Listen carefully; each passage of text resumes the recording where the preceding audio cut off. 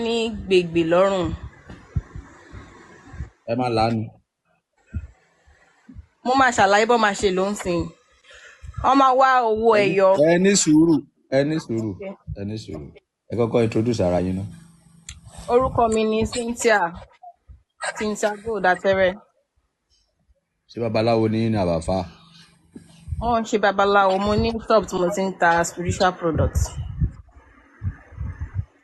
Oh, bí àwọn perfume.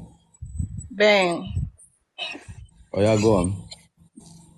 So èèyàn tó bá ní gbègbè lọ́rùn wọ́n máa gẹ̀tì owó ẹyọ tí ò ní ojú 10. Wọ́n máa wá ọsàn wẹ́wẹ́ ìsídà kan lọ rà fún ara wọn kan fún ara wọn sínú ike bottle water kékeré tó máa kún.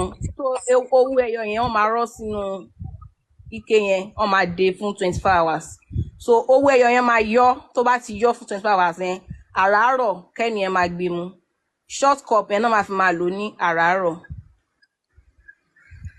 So tán bá ti wá lò tán bá ti rí pé ó máa yọ tán bá ṣe ń lò yẹn máa wálẹ̀ ó máa yọ tán bá ṣe ń lò máa yọ. Tán bá ti wá rí pé ó ṣì kù kán tún repeat again kán tún ṣe the same step ó máa yọ tán lágbára Ọlọ́run. Ṣé ìgbègbè kìnìkan ní kíni ẹ̀ ṣiṣẹ́ fún kàbótú nìkan mi tó ti ṣiṣẹ́ fún? Gbègbè yẹn nìkan ló ń ṣiṣẹ́ fún yẹn tó bá ní ìgbà wọn gbèdúgbè tó máa ń wú sọ́fun yẹn. Tí bèlúbèlú yẹn bá ti tóbi ńkọ́? Ó ń ṣiṣẹ́ fún náà. Bó ṣe kó tóbi tó máa wálẹ̀. Bẹ́ẹ̀ sà. Kẹ́ni tó bá ti pẹ́ tó ti lò bí 20 years ńkọ́?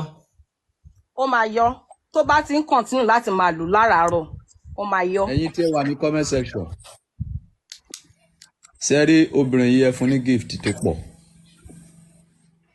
Sẹ́rí iṣẹ́ tó júwe yìí bàbá tí mo sọ pé mo mọ̀ ní Ondo state yẹn ti júwe iṣẹ́ ẹ̀ fún mi rí.